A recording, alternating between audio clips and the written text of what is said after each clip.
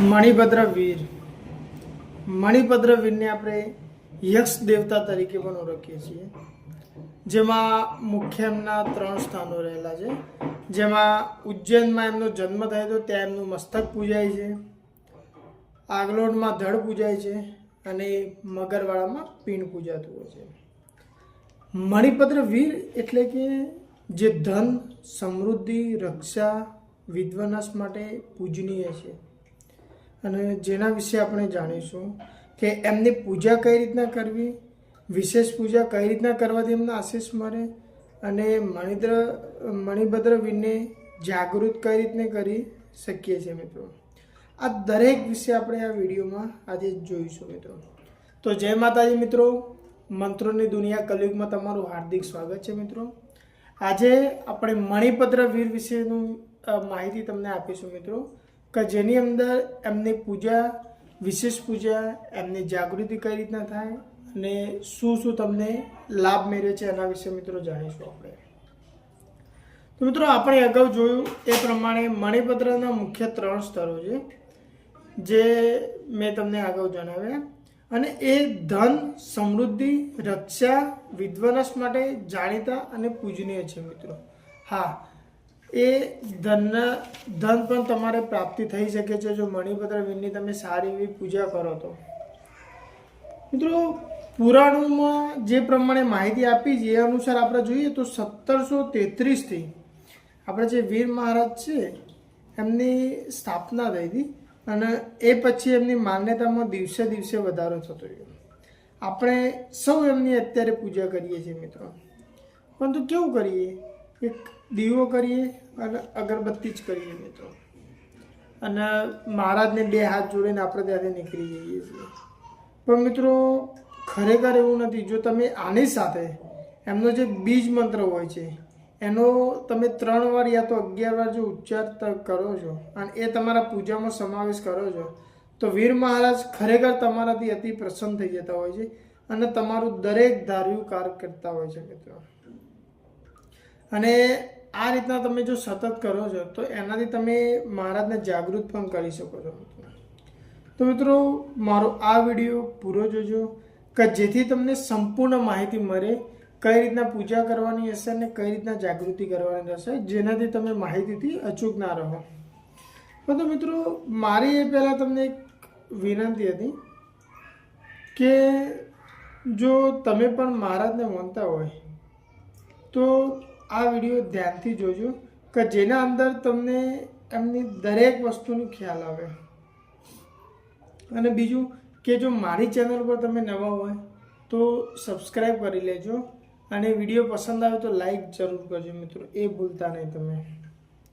તો જોઈએ મિત્રો આગળ. એ પહેલાં હું તમને જણાવું કે જે બૌદ્ધ સાહિત્ય છે એની અંદર આપણે જે મણિભદ્ર વીર છે એમનો ધનના દેવ કુબેર સાથે સંકળાયેલા ગણવામાં આવે છે અને યક્ષ દેવતા તરીકે ઉલ્લેખવામાં આવ્યો છે. જે સમય ગયો એ પ્રમાણે આપણે સ્થાનિક લોકવિશ્વાસમાં મણિભદ્ર વીર એ વીર તરીકે પ્રગટ થયા મિત્રો, અને એ પ્રમાણે પૂજાવા લાગ્યા પછી. અને આજે પણ આપણે મણિભદ્ર વીર અને વીર મહારાજને મિત્રો પૂજતા હોઈએ છીએ. તો આપ સૌ વીર મહારાજની સાથે મદિરા ચલાવતા હશો મિત્રો. તમે અત્યારે ગામમાં જોઈએ તો કેવું હોય કે મહારાજનું મંદિર હોય તો મદિરા એટલે કે દારૂ ચડાવતો હોઈએ, પરંતુ જો મણિભદ્ર વીરની તમે પૂજા કરતા હોય તો એ માંસ મદિરાથી દૂર રહેવું જોઈએ મિત્રો, કેમ કે તેમને ચડતું નહીં.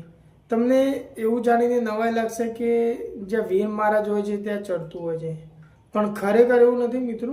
કારણ કે જો વીર મહારાજ હોય તો એની સાથે અન્ય દેવ રહેલા હોય, એમને એ વસ્તુ ચડતું હોય તો એ લઈ શકે છે, પરંતુ વીર મહારાજને ચડતું નથી. એ ખાસ ધ્યાનમાં રાખો મિત્રો. અને બીજું એવું છે કે ઘણી વખત એવું બને કે જો તમે પૂજા કરતા હોય, માતાજીના ભુવાજી હોય, મહારાજના ભુવાજી હોય, તમે એવું કહો કે ભાઈ આ તો પ્રસાદી લો છો, પણ શું ખરેખર તમને માતાજી એવું કીધું કે મને પ્રસાદી ચડે છે તમારે લેવી જ પડશે? તો આ ખોટો વહેમ છે મિત્રો. આ માન્યતામાં માનવું નહીં.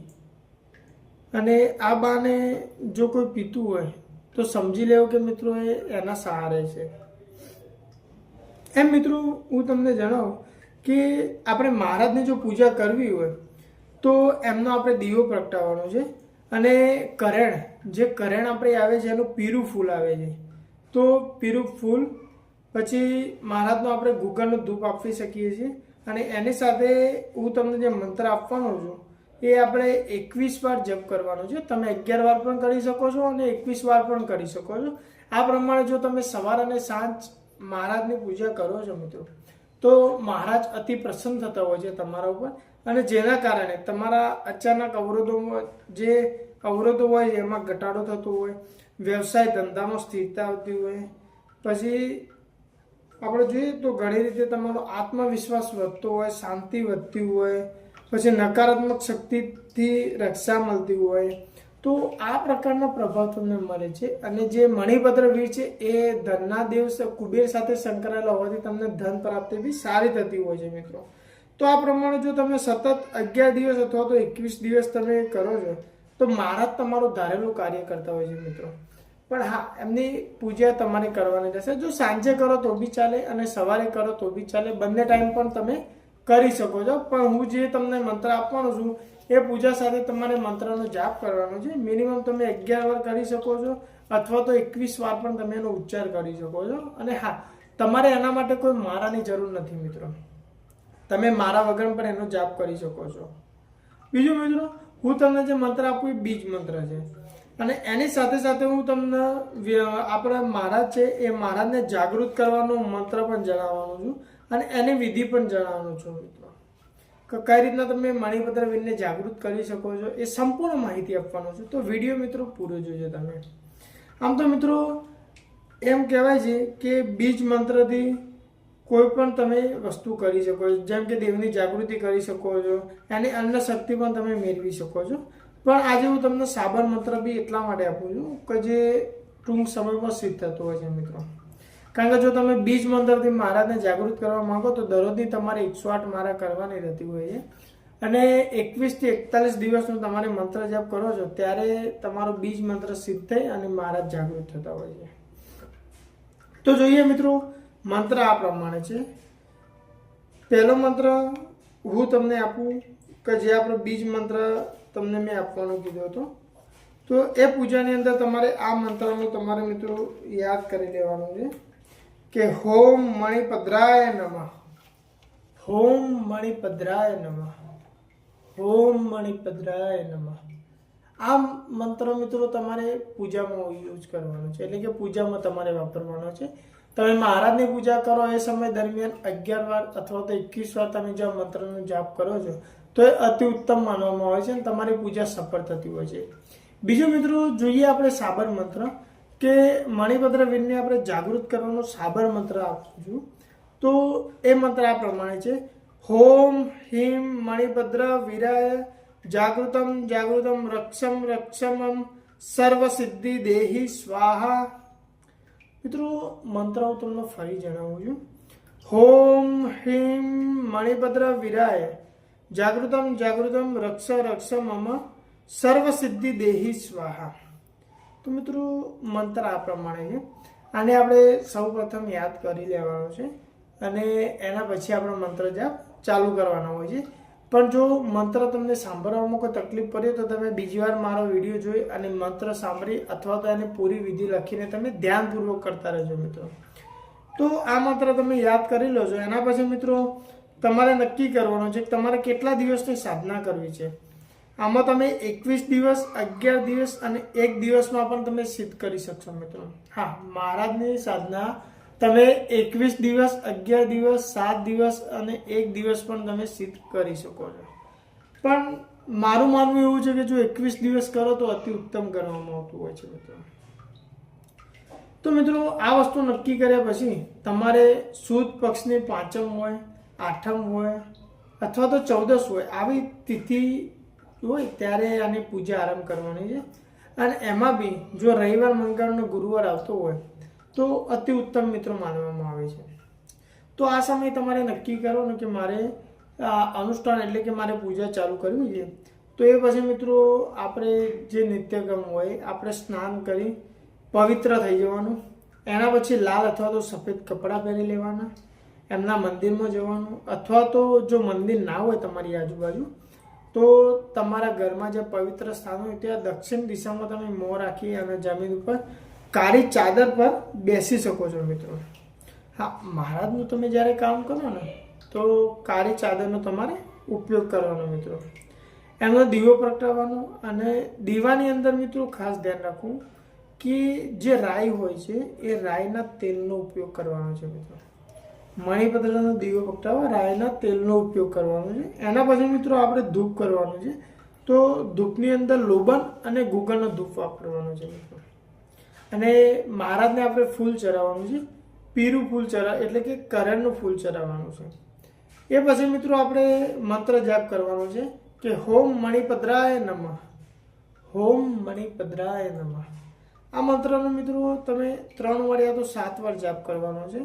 અને એના પછી મેં તમને જે અગાઉ જાગૃતિ મંત્ર આપ્યો હતો કે હોમ હિમ મણિપદ્ર વિરાય જાગૃતમ જાગૃતમ રક્ષ રક્ષ મમ સર્વ સિદ્ધિ દેહી સ્વાહા. આ મંત્રનો તમારે જાપ શરૂ કરવાનો છે અને 108 વાર તમારે જાપ કરવાનો છે. અને મિત્રો ખાસ કે આ મંત્રનો તમે જાપ કરો તો તમારે રુદ્રાક્ષની માળા વાપરવાની છે. અને તમે જો 21 દિવસનું અનુષ્ઠાન કરો છો તો રવિવાર, મંગળવાર અને ગુરુવાર જ્યારે આવતા હોય ત્યારે તમારે 21 માળા કરવાની છે એ દિવસે મિત્રો. હા, 21 માળા તમારે કરવાની છે કે જેથી તમને વધુ ફળ મળે અને એ ઝડપથી પૂરું થતું હોય છે મિત્રો 21 માળા કરવાથી. આમ તમે 108 પણ કરી શકો છો, પણ જો 21 માળા કરો અને 108 જાપ, એક માળામાં 108 જાપ હોય મિત્રો. આ વસ્તુનું તમે ખાસ ધ્યાન રાખજો. તો એ પ્રમાણે તમારે કરવાનું. પછી મિત્રો કેવું કે હું તમને દરેક વખતે કહું છું કે તમે જ્યારે અનુષ્ઠાન કરો તો સમય તમારે નક્કી રાખવાનો હોય. સમય એક જ રાખવાનો, સમય બદલવાનો નહીં. જો સવારે તો સવારે, રાત્રે તો રાત્રે, અને એમાં બી સમય ફિક્સ કરવાનો મિત્રો. એટલે કે જો તમને જણાવું તો આપણે જે મહારાજની તમે પૂજા અર્ચના કરો છો તો જો સવારે કરવી હોય તો તમે 4 થી 6 વાગ્યાની વચ્ચે કરી શકો છો, અને સાંજે કરવી હોય તો તમે 7 થી 10 વાગ્યાના વચ્ચે કરી શકો છો. અને હા, ખાસ ધ્યાન રાખો મિત્રો કે આ સાધના દરમિયાન આપણે પવિત્રતા જાળવવાની છે, બ્રહ્મચાર્યનું પાલન કરવાનું છે, અને કોઈના ઘરનું ખાવાનું કે પીવાનું નથી. આ ખાસ વસ્તુ મિત્રો ધ્યાન રાખવાનું જ્યાં સુધી આપણું અનુષ્ઠાન ચાલતું હોય ત્યાં સુધી. અને બીજું એ કે આપણે આ સમય દરમિયાન માંસ મદિરાનો ત્યાગ કરી દેવાનું, અસત્ય, અપરાધ કે ડરવું નહીં. અને દરરોજ એક જ સમય, માની લો તમે 8 વાગ્યાનો સમય નક્કી કરો છો તો દરરોજ તમારે 8 વાગ્યાનો જ મિત્રો એ સમય નક્કી કરવાનો છે. કારણ કે તમારો જો સમય નક્કી હશે તો એ વધુ જ ઉપયોગી તમને થવાનો છે મિત્રો. અને જો તમે 11 દિવસની સાધના કરવા માંગતા હોય મિત્રો તો આ પ્રમાણે તમે 10:30 વાગ્યાથી 1 વાગ્યાની વચ્ચે તમારે સમય રાખવાનો રહેશે રાત્રિમાં. અને જો તમે એક જ દિવસમાં તમે મહારાજને જાગૃત કરવા માંગો છો તો ખાસ ધ્યાન રાખજો મિત્રો, પાંચમનો દિવસ હોય તો રાતના 11 વાગે કરવી, કે જેમાં 108 વાર માળા તમારે કરવાની રહેશે. એટલે કે એક માળામાં 108 જાપ, એમ તમારે 108 માળા કરવાની છે.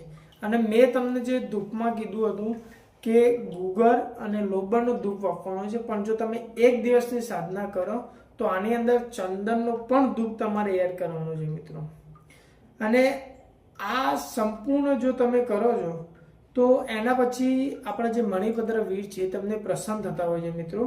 અને આ કર્યા પછી તમારે સંકેત એટલે કે તમારા સ્વપ્નમાં વીર દેખાતા હોય, પ્રકાશ આવે, ઘોડો આવે, શસ્ત્ર દેખાય, તો સમજી લો કે મિત્રો આપણી સાધના સફળ થઈ છે. અને બીજું પણ મેં તમને મારા જે જૂનો વિડીયો છે એમાં પણ મેં તમને જણાવ્યું હતું કે કોઈ પણ આપણો મંત્ર સાધના સફળ થતી હોય તો એના કેવા સંકેતો હોય છે, તો તમે એ પણ જોઈ શકો છો મિત્રો. અને આ પ્રમાણે તમારે સાધના 21 દિવસ અથવા તો 11 દિવસની તમે કરો છો તો મહારાજ જાગૃત થતા હોય છે. એના પછી મિત્રો શું કરવાનું છે, આપણો જે દિવસ છેલ્લો દિવસ બાકી હોય ને તો એ દિવસે આપણે મહારાજને પ્રાર્થના કરવાની કે મારી ભૂલ માફ કરજો અને મારી પર કૃપા કરજો મિત્રો. તો આ પ્રમાણે મિત્રો તમે મહારાજની પૂજા કરી એને જાગૃત કરી શકો છો અને અવનવા તમારા એવા લાભ તમે મેળવી શકો છો. જેમ કે મેં તમને અગાઉ વારંવાર જણાવ્યું કે મણિભદ્ર વીર એ ધનના દેવતા કુબેર સાથે સંકળાયેલા છે કે જેના કારણે તમને ધન પ્રાપ્તિ પણ થતી હોય છે મિત્રો. તમારી રક્ષા અને દરેક બાબતમાં તમારા ઉપયોગી થતું હોય છે. એવું નથી મિત્રો કે તમે મંત્ર જાપ ભુવાબાણી કરવા જ કરતા હોય. તમે એમનામ મહારાજને વિશિષ્ટ સેવા કરવા અથવા તો એની પૂજા કરવા માટે પણ તમે આનો ઉપયોગ કરી શકો છો. અને જો હંમેશા તમે આ મંત્રનું સ્મરણ કરતા હોય તો તમને એનું અદ્ભુત પરિણામ મિત્રો જોવા મળતું હોય છે. તો મિત્રો બસ આજના વિડીયોમાં આપણે આટલી જ વાત કરીશું. આગળ મળીએ મિત્રો આપણે એક નવા વિડીયોમાં. તો ત્યાં સુધી મિત્રો જય માતાજી. પણ એ પહેલાં મિત્રો મારી એક વિનંતી છે કે જો મારી ચેનલ પર તમે નવા હોય તો સબસ્ક્રાઈબ કરવાનું ભૂલતા નહીં મિત્રો. અને લાઈક કોમેન્ટ કરી શેર કરવાનું તો બિલકુલ નહીં મિત્રો, કે જેથી તમારી કોમેન્ટ જોઈ અને હું તમને એ દેવ વિશેની માહિતી આપવામાં મને સરળતા રહે મિત્રો. તો ચાલો મિત્રો મળીએ નવા વિડીયોમાં. ત્યાં સુધી જય માતાજી, જય મા મેલડી, જય મારા નાથ મારા મહારાજ બાપા, હર હર મહાદેવ.